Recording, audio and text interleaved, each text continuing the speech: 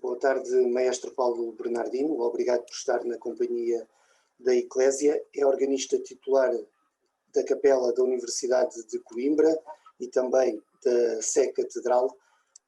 No fim do mês, portanto, de 28 a 30 de maio, vai decorrer a 6ª edição do ciclo de concertos de Coimbra, que, neste caso, já começaram a decorrer iniciativas paralelas, e este fim de semana há um périplo por 3 órgãos que estão na cidade de Coimbra, portanto, nestes dias 22 e 23. Vamos começar pelo património organístico na cidade de Coimbra, portanto, o que é que o Maestro Paulo Bernardino destaca desta riqueza? Primeiramente, agradeço o convite de estar aqui presente e agradeço à Agência Eclésia a oportunidade de promover também este património organístico coimbricense. Quando falo dos órgãos de Coimbra, eu necessito uma pequena contextualização primeiro, ou seja, quando falamos em órgãos, quando pensamos em órgãos, estamos a falar digamos, o instrumento ou dos instrumentos mais antigos existentes, já remonta à Antiga Grécia. É claro que até ao final pois há um percurso longo, que agora não vou elaborar, mas até chegar ao final do século XV, normalmente os órgãos são praticamente idênticos em toda a zona europeia. É claro que quando entramos no período renascentista, começam a desenvolver diversas escolas de organaria europeia, estilos diferentes, seja a escola italiana, a escola holandesa, a escola francesa, a organaria francesa, ou digamos, ou a inglesa, e também a ibérica. Também a organaria ibérica, que naturalmente desenvolve a sua história dentro de uma história maior, que é da história do órgão. Portanto, Coimbra é particularmente feliz porque apresenta na própria cidade, não é preciso sair da cidade, para podermos estudar praticamente toda a história do órgão ibérico, o órgão ibérico-português, Portugal e Espanha, naturalmente como se desenvolveu essa história em Portugal. Porque temos em Coimbra, na Sé Nova, aliás, em Santa Cruz, no Mosteiro de Santa Cruz, temos o órgão, o segundo mais antigo do país, o mais antigo situa-se em Évora, e temos, portanto, na Santa Cruz, o segundo mais antigo, e acabamos, portanto, o início ainda foi começado a construir no século XVI, e claro que os próprios órgãos depois também foram sofrendo alterações. Quando, por exemplo, relativamente ao órgão de Santa Cruz, como foi agora recentemente, há 10, 15 anos, o tempo passa pressa, não sei ao certo, quando foi restaurado, o organeiro Pedro Guimarães, que fez o restauro, teve que optar por um conjunto de órgãos, ou por um conjunto de fases pelo qual passou o órgão de Santa Cruz. O órgão de Santa Cruz, portanto, o que existe agora, o que está portanto, audível, que está presente, que nós temos agora, procura ser fiel ao órgão 1720, portanto, ou seja, no início do século XVIII. E, portanto, o órgão da Capela da Universidade situa-se algures a meio do século XVIII, e já temos o órgão da Sé Nova, por exemplo, que está nos finais do século XVIII, já a passar para o século XIX. Portanto, nós em Coimbra temos um percurso, temos a história toda em meio dos instrumentos, e o que é bastante interessante. E quando, por exemplo, o órgão de Santa Cruz, no princípio do século XVII, ainda muito influenciado pelo Renascimento, sofre as influências da organaria holandesa, por exemplo, tanto no barroco mais tardio, que é o caso da Sé Nova ou da Capela da Universidade, já se nota mais a influência italiana. É claro que a história que nós estamos a falar representam, não chega nem sequer a 10% dos instrumentos que existem na cidade. Este aqui, portanto, estamos a falar de 4 órgãos funcionais, estão a funcionar. Infelizmente, existem mais de 40 que estão mudos, e isto só na cidade de Coimbra, porque se formos para a região de Coimbra, estamos a falar mais de 200 órgãos que estão silenciados, precisam de intervenção para voltar a falar, voltá-los a cantar ou a falar, digamos assim. Mas a destacar em Coimbra é exatamente esta riqueza histórica que nós temos de testemunhar, sem sair da cidade, queremos testemunhar, portanto, este percurso histórico daquilo que é a organaria portuguesa. Portanto, e foram realizados por agora 3 documentários com o tema Órgãos de Coimbra à luz da cultura europeia, com o objetivo então de sensibilizar a sociedade para este património e para esta riqueza. Destacam-se então, como referiu, o órgão da Igreja da Sé Nova, a Igreja do Antigo Mosteiro de Santa Cruz e o órgão da Capela da Universidade de Coimbra.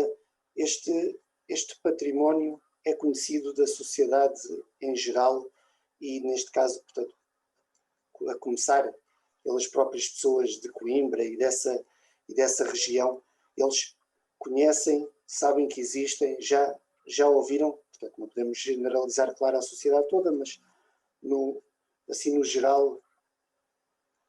Sim, na verdade, apesar de muitas iniciativas que têm havido, na verdade, os órgãos, ainda, este património organístico ainda é muito pouco conhecido, tanto pela sociedade em geral, que é pelos coimbricenses. Eu, enquanto professor, já em tempos e tenho colaborado com várias escolas e universidades que fazem visitas aos órgãos e por vezes conhece certamente a cidade de Coimbra e sabe muito bem onde fica a torre da universidade e por baixo da torre fica a capela da universidade, onde está o órgão. E é curioso reparar como muitos estudantes, inclusive da Universidade de Coimbra, como muitos estudantes desconhecem por completo a capela. Quando desconhecem por completo a capela, imaginemos o órgão, né? Não, há muitos que acabam o curso e nem sequer conhecem o órgão nem a capela. Mas, ciente dessa realidade, tem havido ao longo dos últimos anos, tem havido várias iniciativas que têm procurado dar visibilidade aos instrumentos, promover os instrumentos e também chamar a atenção para os instrumentos que estão silenciados. Ano passado houve uma iniciativa muito interessante da Inatel, que organizou um conjunto de concertos, mas de todas as iniciativas que têm havido, destaco desde há uns anos esta parte, com periodicidade bianual, o périplo pelos órgãos, organizado pelo Coro Carlos Seixas.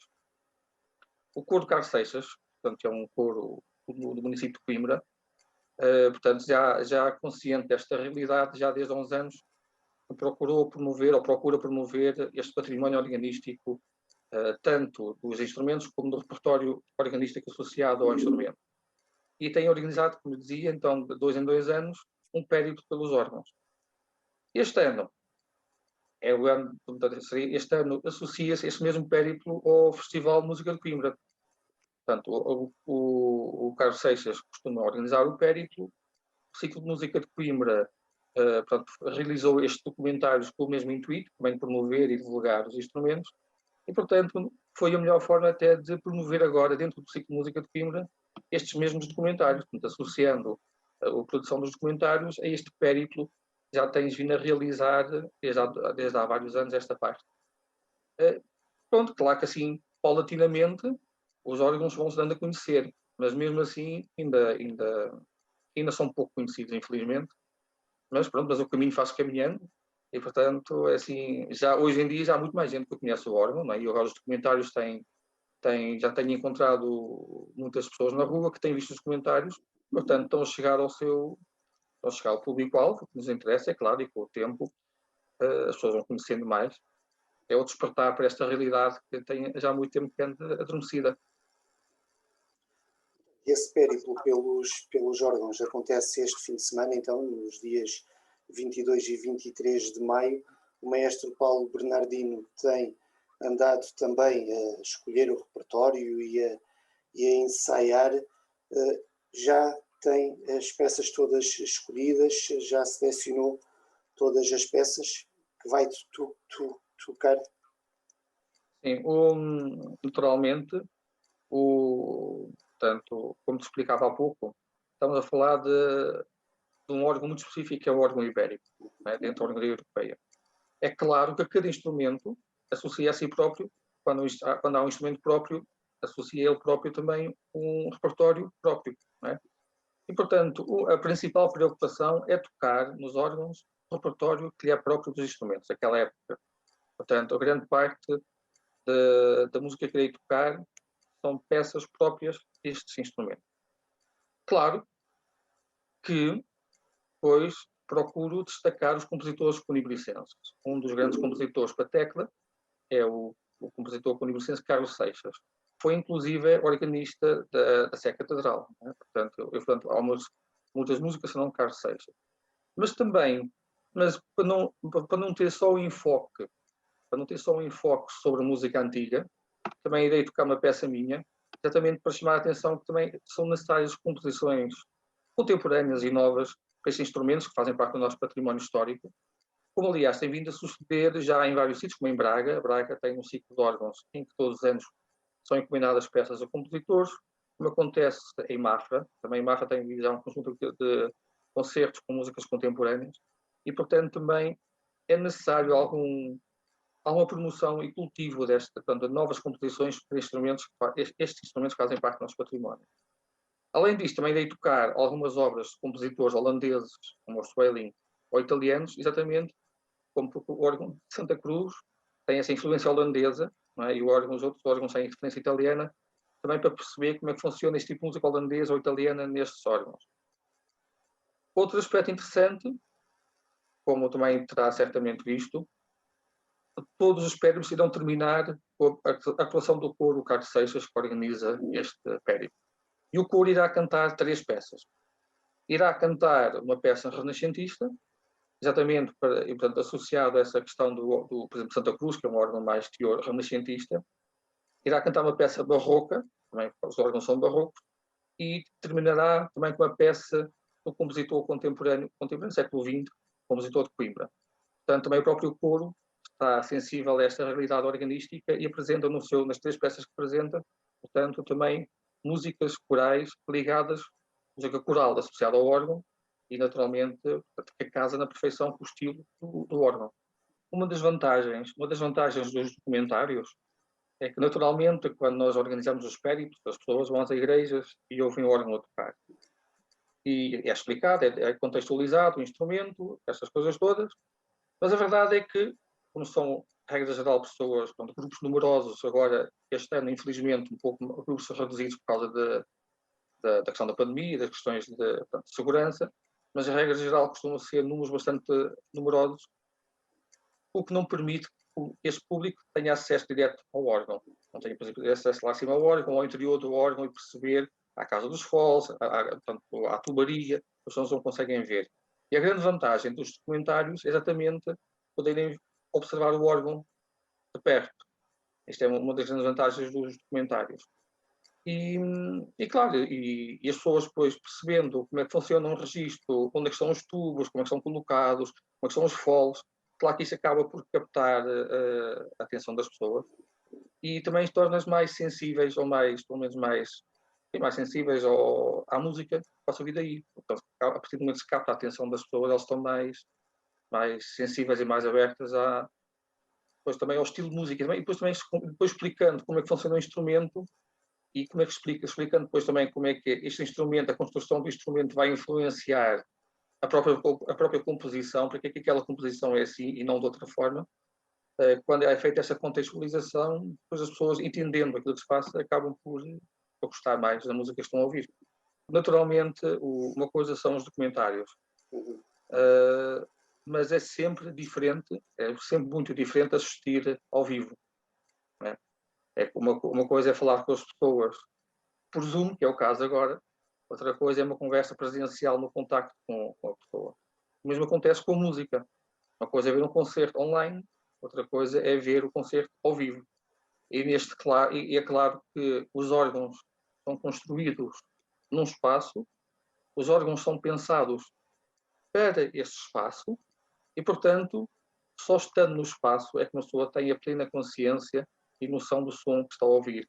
Por muito interessante que seja o documentário, por excelente que seja a captação do som, só ao vivo é que dá para ter a verdadeira noção daquilo que é o instrumento. Portanto, é natural que as pessoas são bem-vindas a virem ao local e ouvirem o órgão. In loco. Acaba sempre por ser mais interessante. Neste contexto dos documentários ainda está previsto mais um, também na cidade de Coimbra, portanto o órgão do Seminário Maior, e depois existe o desejo, por exemplo, de alargar a outros órgãos da região. Este projeto, quando foi proposto, dos documentários, partiu exatamente dos órgãos de Coimbra. Os órgãos de Coimbra funcionais, a funcionar, 4. Os 3 dos quais documentários, e de facto falta este 4º órgão, que é o órgão da Igreja do Seminário Maior de Coimbra. Só não fizemos agora este documentário, porque o seminário encontra-se em obras, portanto não foi possível realizar as gravações, nem é possível lá ir agora para o Pério, porque continua lá tudo fechado. Nós temos na região órgãos muito interessantes. Temos órgãos muito interessantes em Louravão, que pertence ao município de Penacova, e em Semide, que pertence ao município de Miranda, que também são instrumentos muito importantes e relevantes na história da organaria portuguesa e que também merecem algum destaque, e também seria interessante ter estes instrumentos registados em documentários.